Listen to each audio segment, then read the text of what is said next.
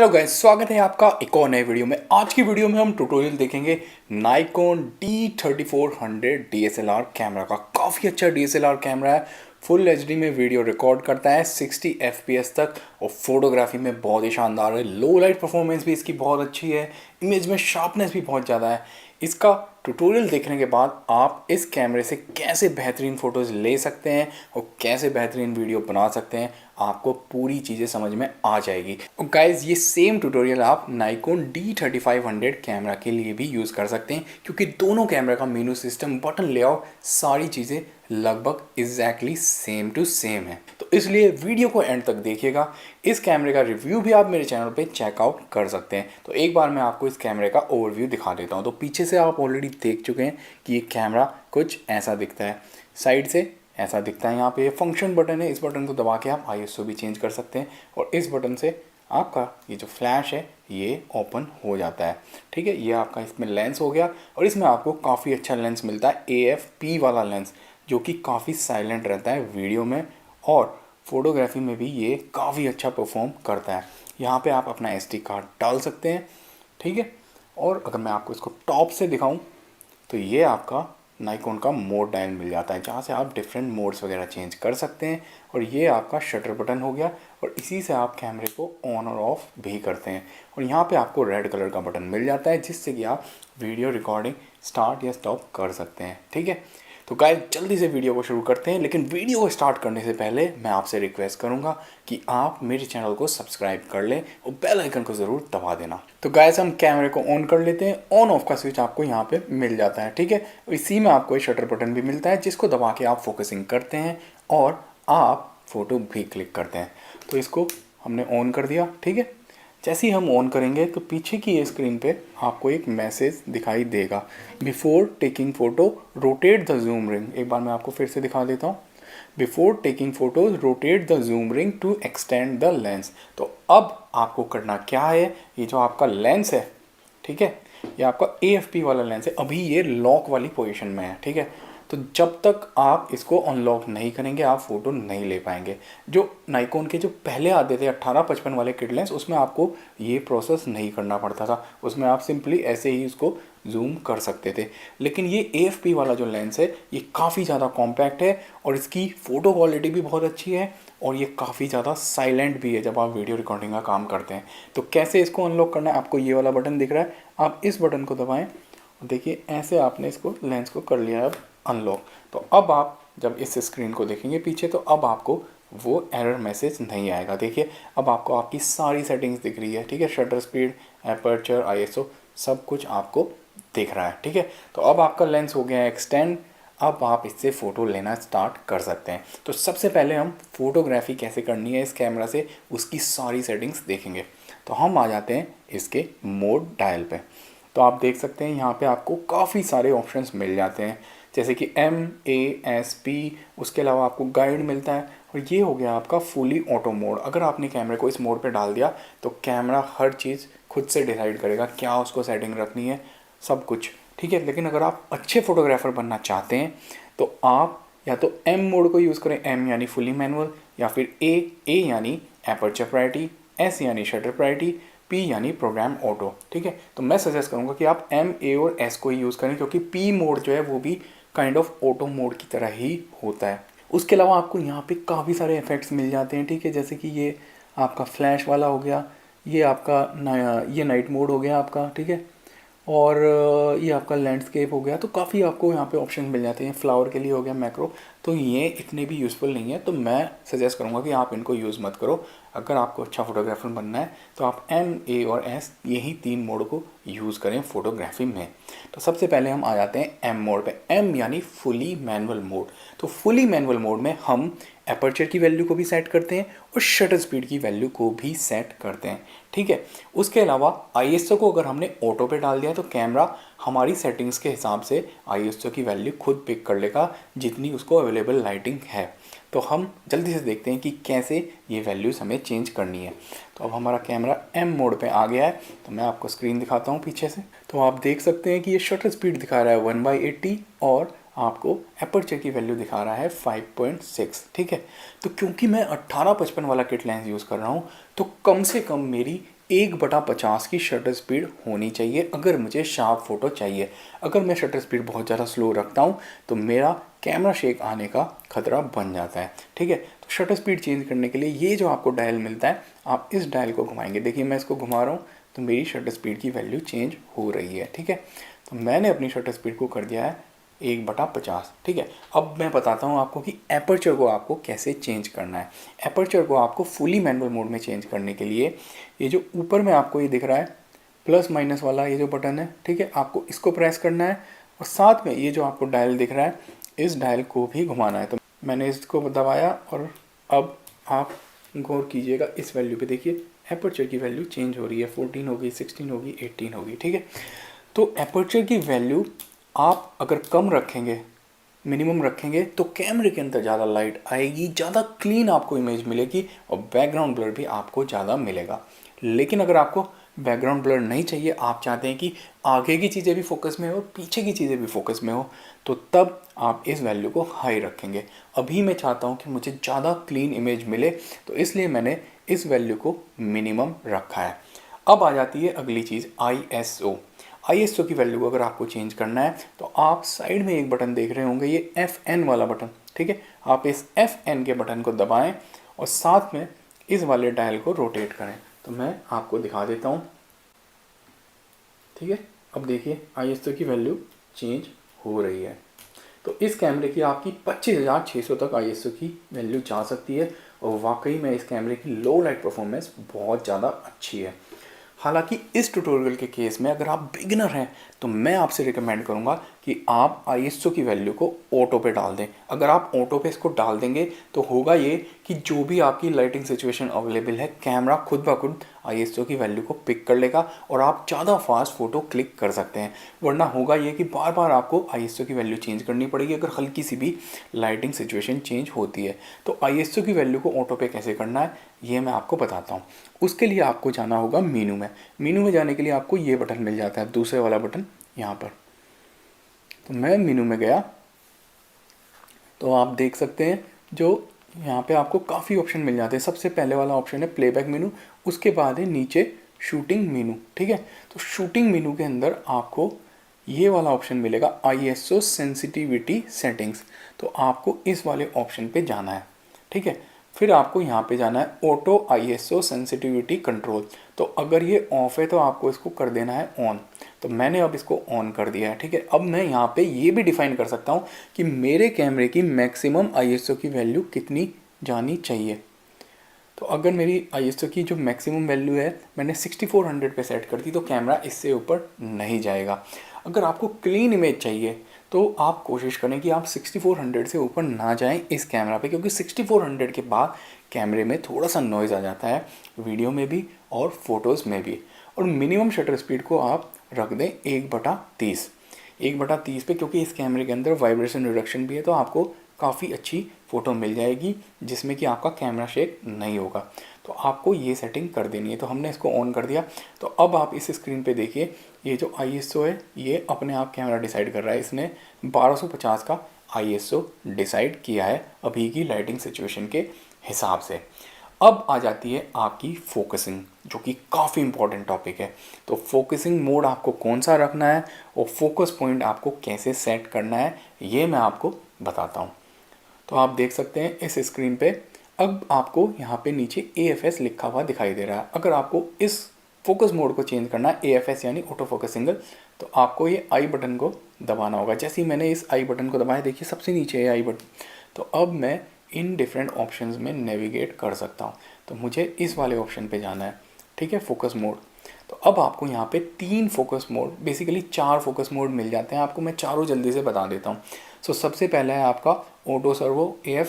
ठीक है, फिर आपका आ जाता है सिंगल सर्वो AF। तो सिंगल सर्वो AF में बेसिकली ये होता है कि आप एक जगह अपना फोकस पॉइंट लॉक करते हैं और फिर पूरा जब तक कि आपने शटर बटन प्रेस कर रखा है आपका फोकस वहीं लॉक रहेगा, आपका फोकस पॉइंट चेंज नहीं होगा। ठीक है, तो ये तब यूज़फुल है जब आपका जो सब्जेक्ट है वो मूव नहीं कर रहा। जैसे आप पोर्ट्रेट फ़ोटो ले रहे हैं, एक इंसान एक ही जगह खड़ा हुआ है, तो आप इस वाले मोड को चूज़ कीजिए।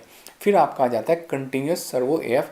तो ये तब यूज़फुल है अगर आपका सब्जेक्ट मूव अराउंड कर रहा है। अब आपने मान लीजिए एक सब्जेक्ट के ऊपर फोकस लॉक कर दिया और फिर वो जो सब्जेक्ट है वो अपनी जगह से मूव करता है कहीं और, तो आपका कैमरा ट्रैक करके अपना फोकस भी मूव करेगा और सब्जेक्ट को फोकस में रखेगा।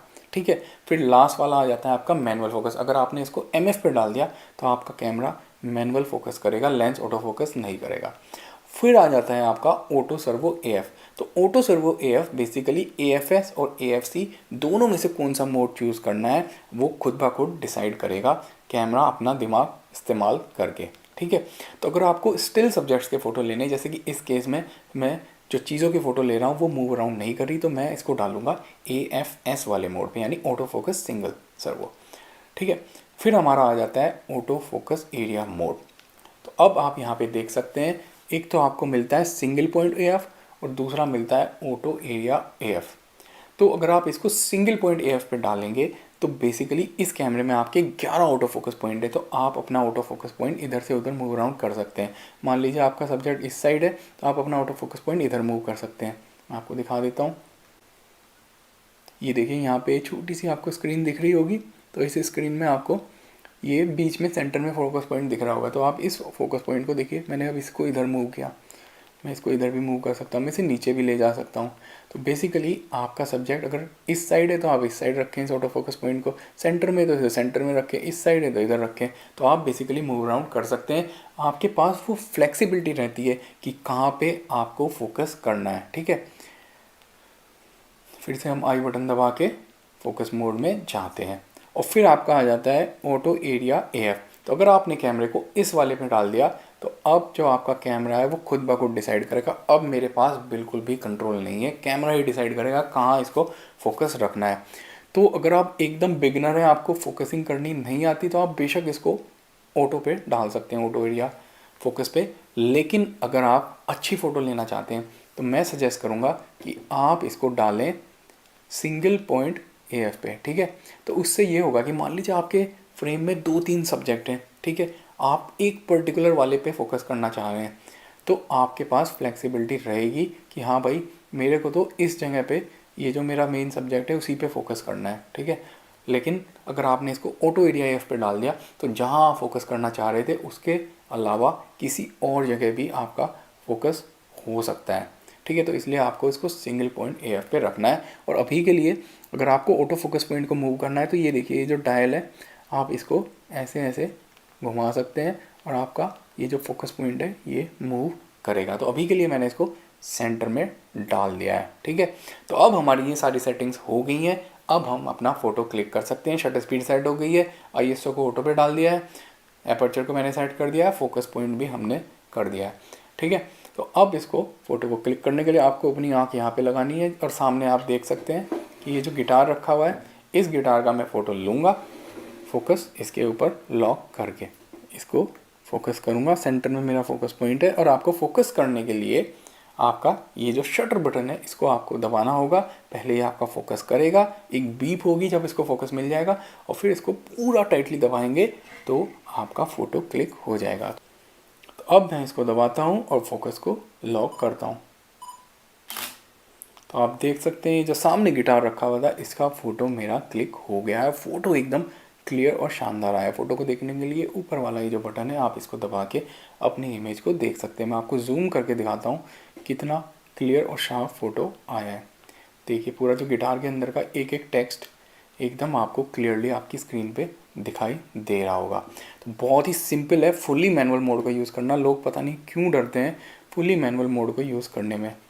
अब हम आ जाते हैं अगले मोड में फ़ोटोग्राफी के, जो कि है हमारा एपर्चर प्रायोरिटी। तो उसके लिए मैं कैमरे को डालूंगा ए मोड पे। तो एपर्चर प्रायोरिटी मोड में आप एपर्चर की वैल्यू को सेट करते हैं और जो कैमरा है वो शटर स्पीड खुद ब खुद डिसाइड करता है।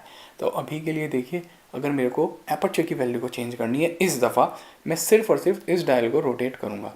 तो देखिए आपकी एपर्चर की वैल्यू चेंज हो रही है। इस बार मेरे को वो जो ऊपर प्लस माइनस वाला बटन है उसको साथ में प्रेस करने की ज़रूरत नहीं है, क्योंकि मैं एपर्चर प्रायोरिटी मोड में हूँ। तो डायरेक्टली इस डायल को घुमाने से मेरी एपर्चर की वैल्यू चेंज हो रही है। ठीक है।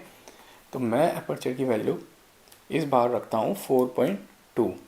ठीक है। और कैमरे ने जो शटर स्पीड डिसाइड की है वो डिसाइड की है 1/40, और ISO जो कैमरे ने डिसाइड किया है वो 800 डिसाइड किया है। फोकस मोड हमारा एग्जैक्टली वही है जो पहले था, AFS, और हमारा ये जो है फोकस पॉइंट ये सेंटर में है और सिंगल ऑटो फोकस पॉइंट है हमारा। हम फिर से फ़ोटो क्लिक करते हैं तो आप देख सकते हैं फ़ोटो बहुत ही शानदार आया है, एकदम शार्प और क्लियर। मैं आपको जूम करके इसको दिखा देता हूँ। तो आप देखिए हर चीज़ एकदम कितनी क्लियर और शार्प आई है। तो बहुत ही ईजी है एपर्चर प्रायोरिटी मोड को यूज़ करना। तो अगर आप बिगिनर है तो मैं तो सजेस्ट करूँगा आप A मोड को यूज़ करिए और कैमरे का बस एपर्चर सेट कर दीजिए और फ़ोटो क्लिक कर लीजिए। शटर स्पीड कैमरा खुद ब खुद डिसाइड कर लेगा। अब हम आ जाते हैं S मोड पे, यानी शटर प्रायोरिटी मोड पे। तो शटर प्रायोरिटी मोड में हम अपनी शटर स्पीड सेट करते हैं और जो कैमरा है वो आपकी एपर्चर की वैल्यू को डिसाइड करता है खुद ब खुद। तो इसको चेंज करने के लिए अब इस वाले डायल को आप घुमाएंगे, सिर्फ और सिर्फ इस डायल को, और आप देखना शटर स्पीड की वैल्यू चेंज हो जाएगी। देखिए मैं इसको घुमा रहा हूँ, शटर स्पीड की वैल्यू चेंज हो रही है और ये वाली जो वैल्यू है F की वैल्यू, ये कैमरा खुद ब खुद डिसाइड कर रहा है। ठीक है, तो मैंने अभी के लिए अपनी शटर स्पीड रख दी है 1/50 और कैमरे ने जो F की वैल्यू डिसाइड की है वो डिसाइड की है 4.2। और हम फ़ोटो क्लिक करते हैं जैसे हमने पहले लिया था और हमारा फ़ोटो क्लिक हो गया और आप देख सकते हैं एकदम क्लियर और शार्प हमारा फ़ोटो आया है। तो S मोड आपको तब यूज़ करना है जब आपके लिए ये इम्पॉर्टेंट है कि मेरी शटर स्पीड कम से कम इतनी होनी चाहिए। जैसे कि मान लीजिए आप नाइट में शूट कर रहे हैं तो आप शटर प्रायोरिटी मोड को चूज़ कर लें। अगर आप 50 mm का लेंस यूज़ कर रहे हैं तो आप अपनी शटर स्पीड को डाल दें 1/50 और फिर बाकी सारी चीज़ें कैमरा खुद ब खुद करता रहेगा। तो उससे ये हो जाएगा कि आपका जो फ़ोटो में ब्लर आ जाता था कैमरा शेक की वजह से वो नहीं आएगा। ठीक है, और जो A मोड है एपर्चर प्रायोरिटी मोड आप तब यूज़ कीजिए जब आपके लिए ये इंपॉर्टेंट है कि मान लो आपको बैकग्राउंड ब्लर चाहिए, आपको 1.8 के एपर्चर पे या 3.5 के एपर्चर पे या 2.8 के एपर्चर पे शूट करना है और आप ये चाहते हैं कि भाई मेरे लिए बैकग्राउंड ब्लर जो होना है वो ज़्यादा इंपॉर्टेंट है, शटर स्पीड जो है मेरी कुछ भी हो मुझे फ़र्क नहीं पड़ता, तो तब आप A मोड को यूज़ कीजिए। तो गाइस इस तरीके से आप फोटोग्राफी को बहुत ही ईजिली कर सकते हैं। अब हम देखते हैं जो बाकी की सेटिंग्स है जो फोटोग्राफी के लिए इम्पॉर्टेंट है उनको कैसे चेंज करना है। तो आपको चेंज करने के लिए वापस से आई वाला जो बटन है उसको प्रेस करना होगा। तो हमने आई वाले बटन को प्रेस किया और आप यहाँ पे देख सकते हैं सबसे पहला ऑप्शन आपको मिल रहा है इमेज की क्वालिटी। ठीक है, इसमें आपको पहला वाला ऑप्शन मिल जाता है रॉ प्लस JPEG, दूसरा मिल जाता है अगर आपको सिर्फ और सिर्फ रॉ में शूट करना है, फिर मिलता है फाइन, फिर नॉर्मल और फिर बेसिक। अगर आप बिगिनर हैं तो आप इसको कर दें फाइन पे, तो आपको JPEG वाला फ़ोटो मिल जाएगा, क्योंकि रॉ फोटो को एडिट करने के लिए आपको अलग से सॉफ्टवेयर चाहिए होगा, आप उसको डायरेक्टली शेयर नहीं कर सकते सोशल मीडिया पे या मोबाइल पे। ठीक है, तो इसलिए आप इसको रख दें फाइन पे। तो फाइन में आपको JPEG वाला फ़ोटो मिलेगा, वो भी हाईएस्ट क्वालिटी का। लेकिन अगर आप एक प्रोफेशनल हैं तो तब मैं सजेस्ट करूंगा कि आप रॉ वाले ऑप्शन को चूज़ करें, क्योंकि रॉ इमेज में आपको ज़्यादा डिटेल्स मिलते हैं, एडिटिंग के लिए वो ज़्यादा बेहतर रहती है। फिर आपको मिल जाता है इमेज का साइज़, तो इसको आप हमेशा लार्ज रखें। लार्ज रखेंगे तो आपको मैक्सिमम डिटेल्स मैक्सिमम क्वालिटी मिलेगी। फिर आपका आ जाता है वाइट बैलेंस। तो वाइट बैलेंस बेसिकली ये होता है कि आपकी जो इमेज है उसमें वाइट चीज़ों को वाइट दिखाने की कोशिश करता है कैमरा। ठीक है, तो कई बार आप जैसे येलो लाइट में शूट कर रहे हैं तो आप इस वाले ऑप्शन को चूज़ कर सकते हैं।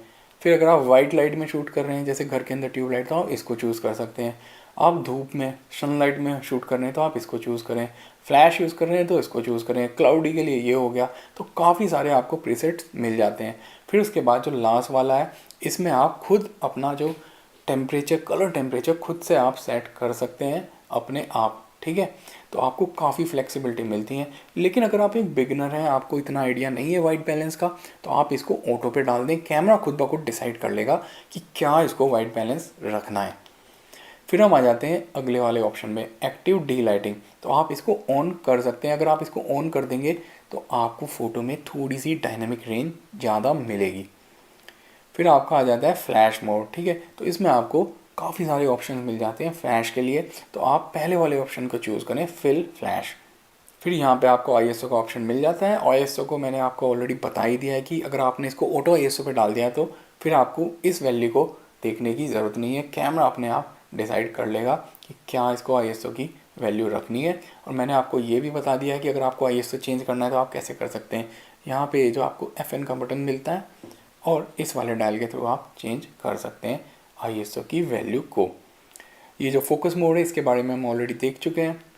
फिर ये जो ऑटो फोकस एरिया मोड है इसको भी हम ऑलरेडी देख चुके हैं। फिर आपका आ जाता है मीटरिंग। मीटरिंग काफ़ी इंपॉर्टेंट टॉपिक हो गया। मीटरिंग में आपको 3 ऑप्शन मिलते हैं, spot metering, centre weighted metering और मैट्रिक्स मीटरिंग। तो मीटरिंग बेसिकली ये होता है कि आपका जो सीन है उसमें जो आपकी लाइट पड़ रही है उस लाइट को देख के कैमरे का जो लाइट मीटर है वो एक करेक्ट एक्सपोजर तैयार करता है। तो बेसिकली जो सबसे पहले वाला जो ऑप्शन है मैट्रिक्स मीटरिंग, ये आपकी पूरी की पूरी ओवरऑल सीन में जो लाइट है उसको देखता है। जैसे कि आपका मान लीजिए आप लैंडस्केप फ़ोटो ले रहे हैं, उसमें आपके बादल हैं, उसमें पहाड़ है और पानी है, तो हर चीज़ की लाइट को देख के उसका ये करेक्ट एक्सपोजर तैयार करने की कोशिश करेगा। तो अगर आप लैंडस्केप फ़ोटो ले रहे हैं पहाड़ों के, आसमान के, बिल्डिंग के, तो आप मैट्रिक्स मीटरिंग यूज़ कीजिए। फिर आपका आ जाता है सेंटर वेटेड मीटरिंग। तो आपका जैसे सेंटर में ये फ्लावर है तो सेंटर में जो सब्जेक्ट के ऊपर लाइट पड़ रही है तो ये कैमरा उसको करेक्टली एक्सपोज करने की कोशिश करता है। ठीक है, तो आपके लिए उसमें अगर मेन सब्जेक्ट सेंटर में है तो आप सेंटर वेटेड मीटरिंग को यूज़ करें। फिर आ जाता है आपका स्पॉट मीटरिंग। तो स्पॉट मीटरिंग आपका तब यूज़फुल है जब आप एक पर्टिकुलर जगह, मान लो जैसे आप किसी इंसान का फ़ोटो ले रहे हैं, उस इंसान के चेहरे को आप चाहते हैं कि वो एकदम करेक्टली एक्सपोज दिखाई दे और आपने अपना फोकस भी उस इंसान के चेहरे पे रखा है, तो तब आप स्पॉट मीटरिंग यूज़ कर सकते हैं। तो उससे ये होगा कि जिस स्पॉट पे आपने अपना फोकस रखा है वो चीज़ एकदम करेक्टली एक्सपोज होगी, हालांकि पीछे की चीज़ एक्सपोज हो या ना हो। ठीक है, तो ये काफ़ी इंपॉर्टेंट ऑप्शन है। फिर आपका आ जाता है पिक्चर कंट्रोल। तो बेसिकली ये आपके फ़िल्टर्स होते हैं, जैसे आपके इंस्टाग्राम में फ़िल्टर होते हैं। तो अगर आप इसको स्टैंडर्ड पे रखेंगे तो जैसा बाय डिफ़ॉल्ट कैमरा ले रहा है फ़ोटो वैसा ही आपको फ़ोटो मिलेगा। हालांकि इसमें आपको और भी फ़िल्टर मिल जाते हैं जैसे कि न्यूट्रल, ठीक है, फिर विविड, विविड में थोड़े से आपको ब्राइट कलर्स मिलेंगे, फिर मोनोक्रोम में आपको ब्लैक एंड वाइट इमेज मिलेगी, फिर आपका आ जाता है पोर्ट्रेट, लैंडस्केप और आपका फ्लैट। तो काफ़ी सारे ऑप्शन मिल जाते हैं। आप इन वैल्यूज़ को मीनू के अंदर जाके एडजस्ट भी कर सकते हैं अगर आपको सैचुरेशन वगैरह ये सब चीज़ें बढ़ानी है। अगर आप बिगिनर हैं तो मैं कहूँगा कि आप इसको स्टैंडर्ड पे डाल दें और बाद में फ़ोटोज़ क्लिक करने के बाद अपने आप कलर्स वगैरह को एडजस्ट कर सकते हैं। फिर आपका आ जाता है फ्लैश कॉम्पनसेशन। तो फ्लैश कॉम्पनसेशन बेसिकली ये होता है कि जब आप इस कैमरे का फ्लैश यूज़ करते हैं तो फ्लैश कितनी पावर के साथ फायर करे। अगर आप इसे प्लस में ले जाएंगे, ठीक है, तो फ्लैश ज़्यादा पावरफुली फायर करेगा और उसकी लाइट ज़्यादा इंटेंस होगी। लेकिन अगर आप इसे नेगेटिव में ले जाएंगे तो आपका जो फ्लैश है वो थोड़ा कम पावर के साथ फायर करेगा। तो ये उस चीज़ पे डिपेंड करेगा। मान लीजिए आपके सीन में काफ़ी ज़्यादा अंधेरा है तो आपको पावरफुल फ्लैश चाहिए, तब आप इसे प्लस में रखें। आपको फ्लैश से कम लाइट चाहिए तब आप इसे कम रखें, यानी कि नेगेटिव में रखें। ठीक है गाइस, फिर हम आ जाते हैं एक्सपोजर कॉम्पनसेशन की तरफ।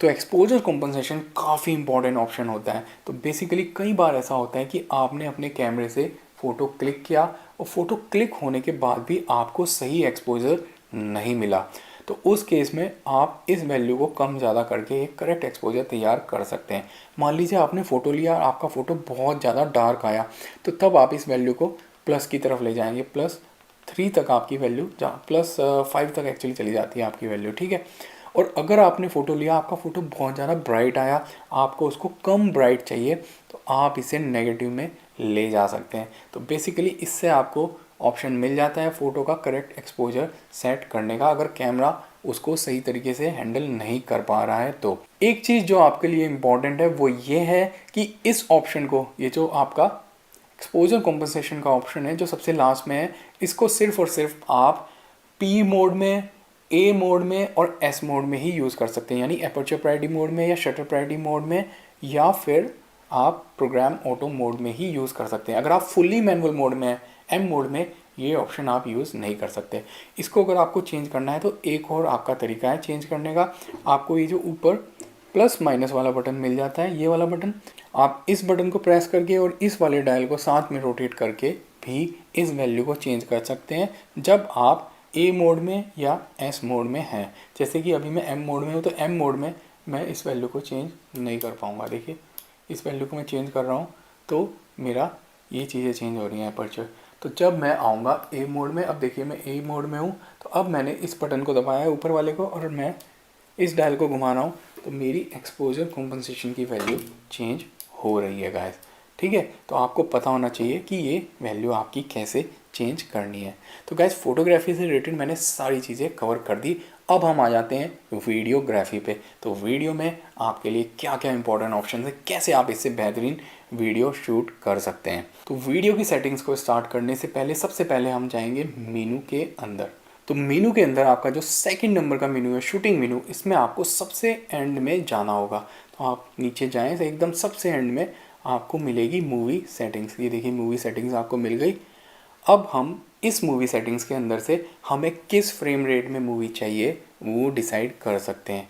तो अगर आप इंडिया में हैं, पाकिस्तान में हैं या यूरोप में हैं, तो आप 1920 इंटू 1080 50p वाली को चूज़ करें, क्योंकि यहाँ पे 50 हर्ट्ज़ की फ्रिक्वेंसी पे आपकी इलेक्ट्रिसिटी चलती है। अगर आप 60 फ्रेम वाली को चूज़ करेंगे तो आपकी वीडियो में वो फ्लिकरिंग का इफेक्ट आएगा, जिससे कि आपकी वीडियो अच्छी नहीं लगेगी। तो आप इसको 50p में शूट करें, तो आप ये वाला ऑप्शन चूज़ कर लें। ठीक है, जो मूवी की जो क्वालिटी है उसको आप रखें हाई। हाई रखेंगे तो आपको बेस्ट क्वालिटी मिलेगी आपके वीडियो में। फिर आपका आ जाता है माइक्रोफोन।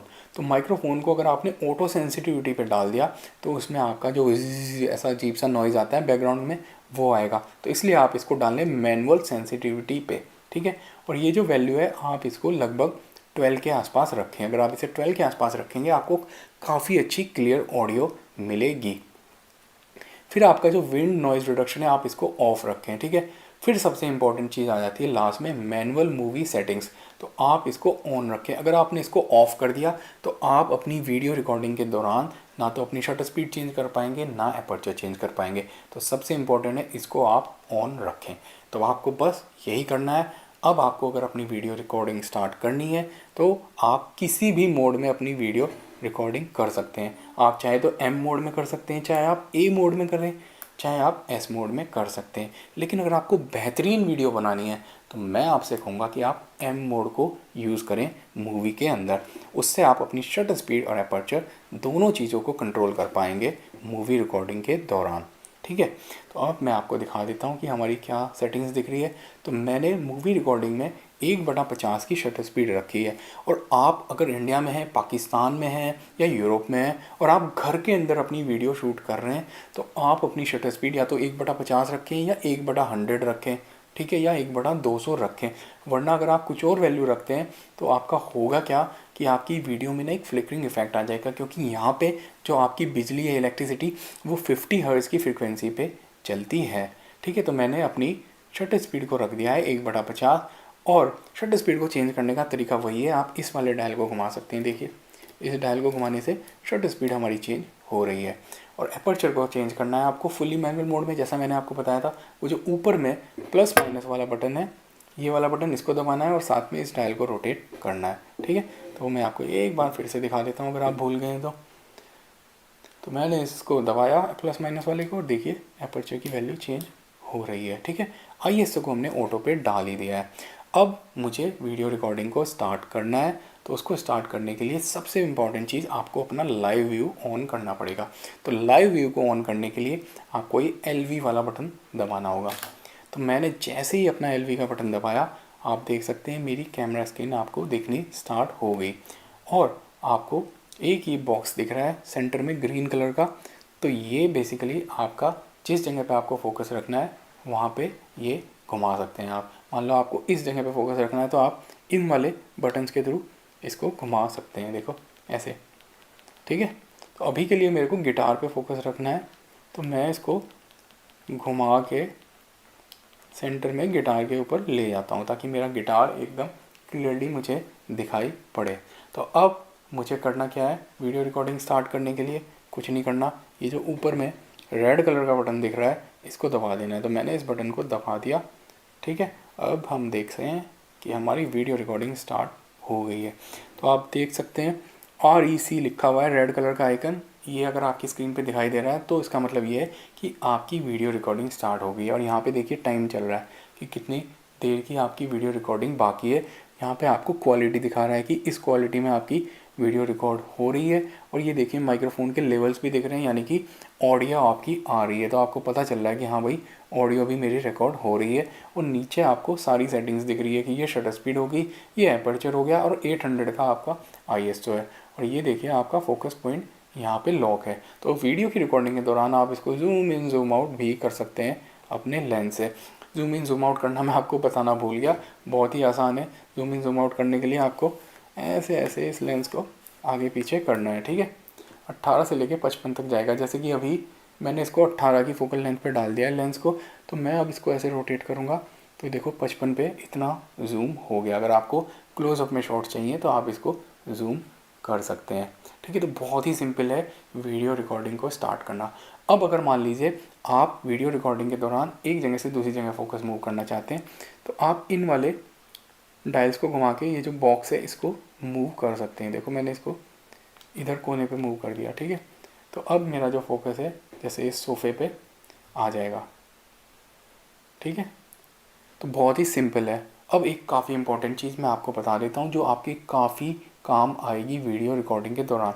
तो अभी ये जो कैमरा है, अगर आपने गौर किया हो, ये ना कंटिन्यूस फोकस मोड पे है। तो कैमरा बेसिकली अपने आप ट्रैक कर रहा है। कोई भी चीज़ इसके सामने आएगी तो कैमरा खुद ब खुद ट्रैक कर लेगा, उस पर फोकस कर लेगा। जैसे मैं अपना हाथ इस कैमरे के सामने ले जाता हूँ तो कैमरा कोशिश करेगा मेरे हाथ को भी फोकस में लेने की। देखो इसने मेरे हाथ को फोकस में ले लिया, मेरे हाथों की तो लाइन से एकदम अच्छे से दिख रही है, मुझे कुछ नहीं करना पड़ा। और जैसे ही मैंने हाथ हटाया इसने वापस से अपने गिटार के ऊपर फोकस कर लिया। तो अभी कैमरा है कंटिन्यूस फोकस मोड में। तो कंटिन्यूस फोकस मोड कई बार अच्छा होता है कि अगर आपको ये चाहिए कि कैमरा खुद ब खुद चीज़ों को ट्रैक कर ले, कोई भी उसके सामने आए। लेकिन नाइकोन के कैमरा में अक्सर कई बार ये प्रॉब्लम होती है कि कंटिन्यूस फोकस मोड में वीडियो में कैमरा थोड़ी बहुत हंटिंग भी करता है। अगर बैकग्राउंड में काफ़ी सारी चीज़ें हैं, जैसे इस केस में पीछे दीवार है बैकग्राउंड में, तो ये फोकस हंटिंग नहीं करेगा। लेकिन अगर इसके पीछे कुछ और लोग होते हैं या पेड़ पौधे होते हैं तो उस केस में कैमरा थोड़ी सी फोकस हंटिंग करता। तो अगर आपको उस चीज़ को अवॉइड करना है तो आप वीडियो में कंटिन्यूस मोड यूज़ ना करें। तो मैं आपको बता देता हूँ कि वो आप कैसे कर सकते हैं। तो वीडियो रिकॉर्डिंग पहले मैं स्टॉप करता हूँ। स्टॉप करने के लिए वापस से इस वाले बटन को दबाना है, ठीक है। मैंने इस बटन को दबाया और आप देख सकते हैं वीडियो मेरी स्टॉप हो गई है, ठीक है। अब मुझे अपना फोकस मोड चेंज करना है वीडियो में, तो वापस से मैं इस आई वाले बटन को दबाऊंगा। जैसे ही देखो मैंने आई वाले बटन को दबाया तो यहाँ पे भी मुझे काफ़ी ऑप्शंस मिल गए। यहाँ से भी मैं अपने मूवी की क्वालिटी को चेंज कर सकता हूँ। जैसे मैंने मेनू से किया, देखो यहाँ से भी हम चेंज कर सकते हैं, ठीक है। वाइट बैलेंस भी चेंज कर सकते हैं। माइक का जो वैल्यूज़ है यहाँ से भी हम चेंज कर सकते हैं, ISO भी, ठीक है। ये पिक्चर कंट्रोल भी हम चेंज कर सकते हैं। विंड नॉइज़ रिडक्शन भी चेंज कर सकते हैं। अब सबसे इम्पॉर्टेंट चीज़ फोकस मोड, तो मैंने इसको रखा है AFF पे। तो AFF में आपका फुल टाइम सर्वो है, मतलब कि कैमरा कंटिन्यूसली ट्रैक करेगा कि इसके सामने क्या चीज़ आ रही है क्या नहीं, ठीक है। अगर आपको उसको डिसेबल करना है तो आप कैमरे को डाल दें AFS मोड पे। तो मैंने कैमरे को डाल दिया AFS मोड पे। तो अब ये कैमरा कंटिन्यूस फोकस नहीं करेगा। मैंने एक जगह फोकस लॉक कर दिया तो फोकस वहीं लॉक रहेगा। फिर आपका आ जाता है ऑटो फोकस एरिया मोड। तो आपको यहाँ पे ऑप्शन मिलता है पहले वाला फेस प्रायोरिटी AF। तो फेस प्रायोरिटी AF पे अगर आपने इसको डाल दिया तो कैमरा अगर इसके सामने कोई भी इंसान आता है उसके फेस को डिटेक्ट कर लेगा, वो फेस के ऊपर फोकस करने की कोशिश करेगा। तो अगर आप अपनी खुद की वीडियो बनाना चाह रहे हैं तो ये काफ़ी अच्छा ऑप्शन रहेगा ताकि आपके फेस को कैमरा डिटेक्ट कर ले। फिर आपका आ जाता है वाइड एरिया AF। तो वाइड एरिया में आपका पूरे का पूरा ये जो फ्रेम है इसको आपका कैमरा सेलेक्ट करेगा और इसके अंदर फोकसिंग करने की कोशिश करेगा।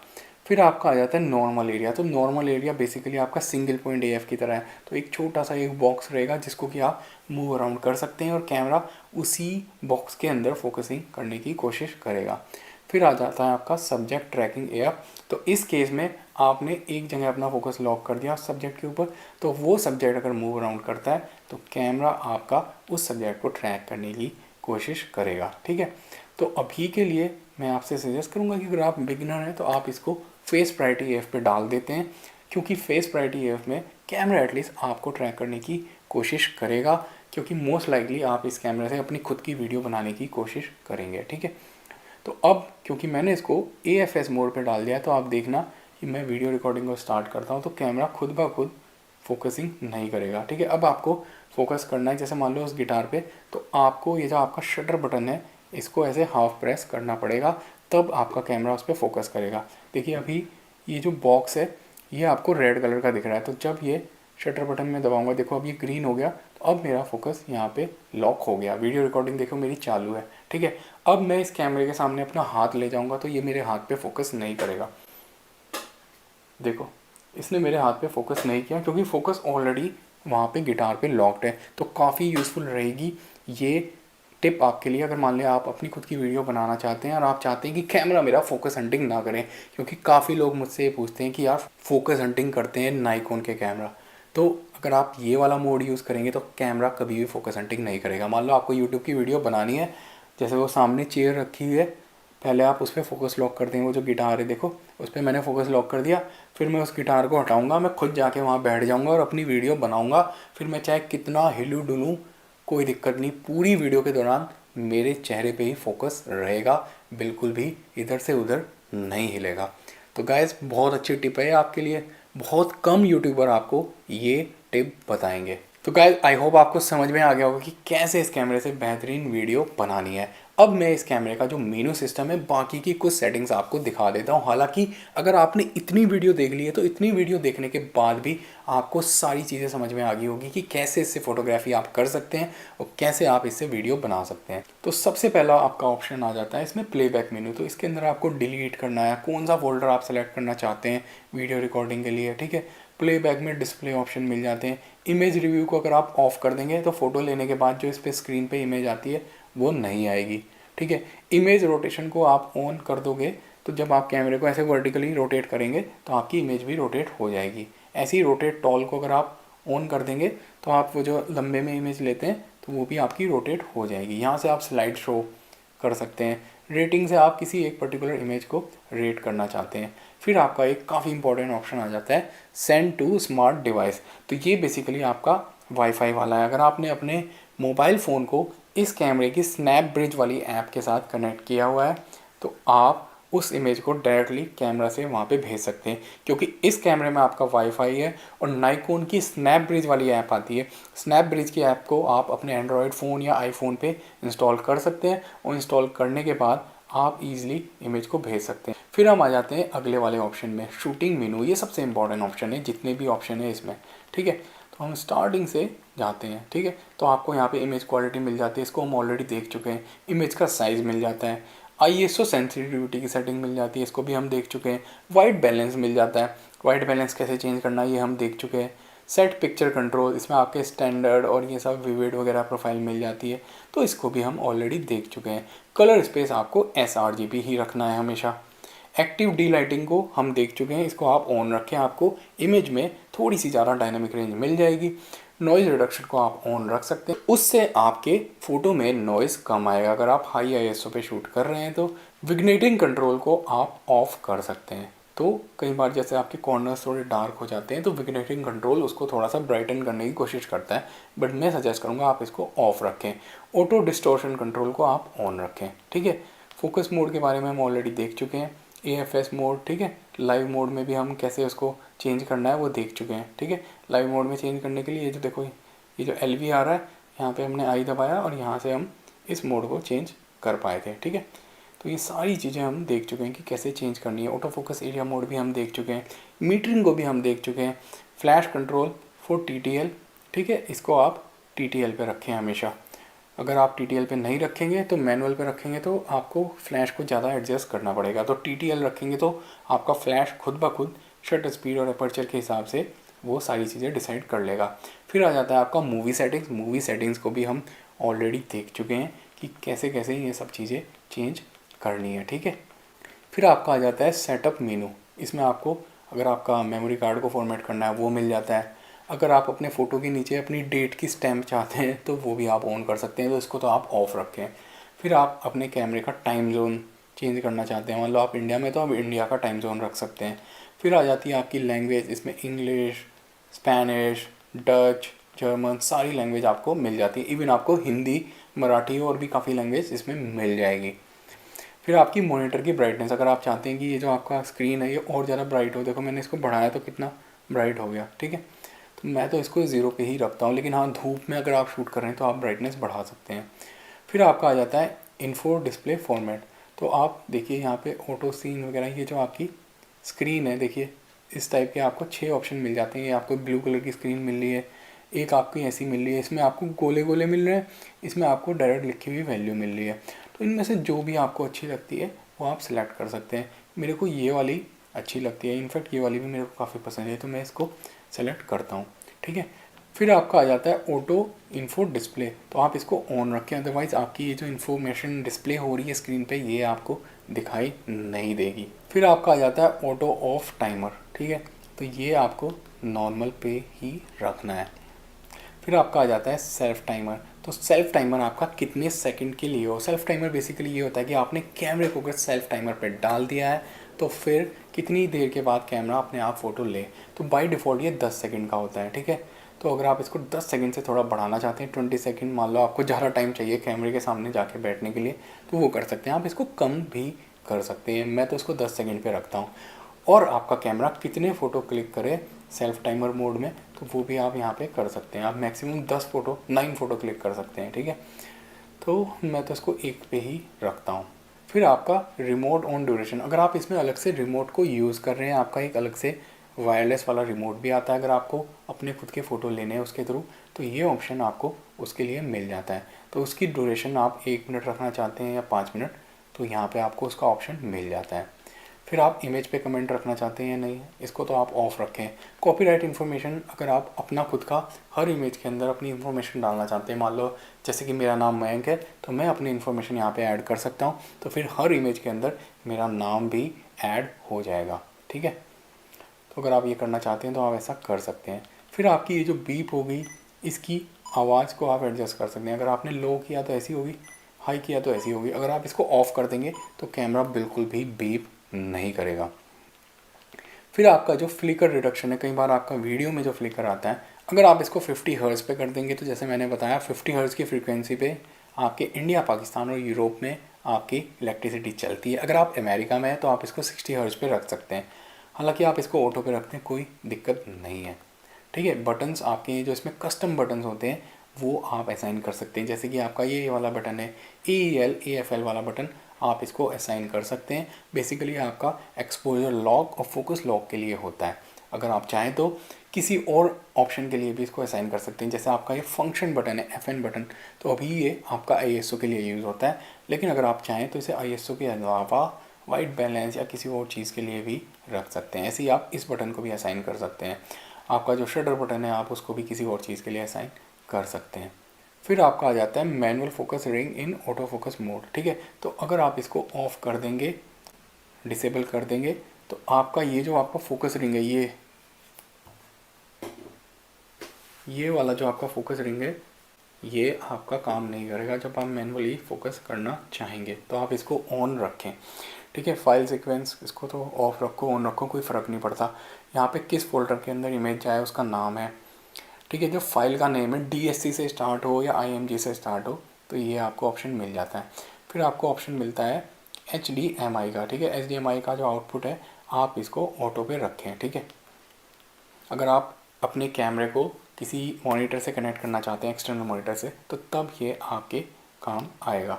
फिर आपका ये एरोप्लेन मोड आ जाता है, तो ये इतना इंपॉर्टेंट नहीं है, ठीक है। फिर यहाँ पे आपको ऑप्शन मिलता है कनेक्ट टू स्मार्ट डिवाइस का, सेंड टू स्मार्ट डिवाइस का। तो ये आपकी वाईफाई और ब्लूटूथ वाली सेटिंग्स होगी। तो इसके लिए मैं आपके लिए एक अलग से वीडियो बनाऊँगा, वरना बहुत ज़्यादा लंबी ये वीडियो हो जानी है।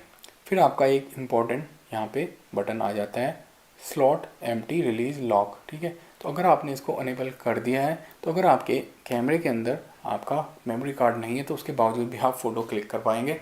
वो अलग बात है कि वो फ़ोटो कहीं पे सेव नहीं होगी। अगर आपने रिलीज़ लॉक कर दिया तो अगर आपके कैमरे के अंदर आपका मेमोरी कार्ड नहीं है तो आपका फ़ोटो क्लिक नहीं होगा, ठीक है। यहाँ पे आपको फर्मवेयर वर्जन मिल जाता है। फर्मवेयर वर्जन बेसिकली आपके कैमरे के अंदर कौन सा सॉफ्टवेयर चल रहा है वो है। अगर आपका ये पुराना वर्जन है तो आप इस फर्मवेयर को अपडेट भी कर सकते हैं।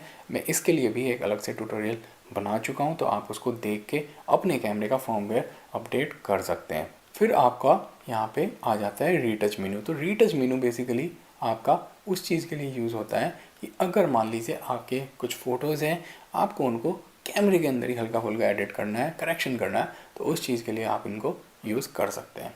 तो गाइज़ ये था एक छोटा सा ट्यूटोरियल। इस ट्यूटोरियल को देखने के बाद आई एम श्योर कि आपको इस कैमरे से कैसे फ़ोटोज़ लेने हैं और कैसे अच्छी वीडियो बनानी है डेफिनेटली समझ में आ गया होगा। तो आपको अगर वीडियो अच्छी लगी हो तो इसको ज़्यादा से ज़्यादा लोगों तक शेयर करो और इसको लाइक करो, कमेंट करो, ताकि ज़्यादा लोगों तक ये वीडियो पहुँचे। उससे मेरा चैनल भी और ग्रो होगा और बाकी लोगों की भी हेल्प हो जाएगी। और चैनल को ज़रूर सब्सक्राइब कर लेना और बेल आइकन ज़रूर प्रेस कर देना गाइस।